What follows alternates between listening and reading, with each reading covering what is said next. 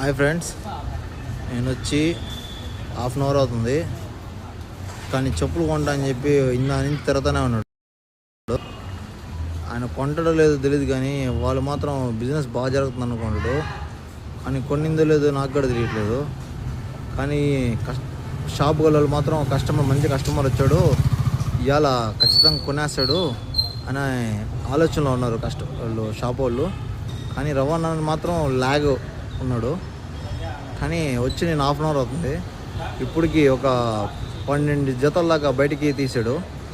Box కూడా open చేసాడు. Customer నీరసం వచ్చింది, షాపుకి వెళ్ళడానికి నీరసం వచ్చింది. ఎవరు కస్టమర్ ఆయన ఇలా ఉన్నాడు, ఎంత టాలెంట్గా ఉన్నాడు అనుకుంటున్నాడు.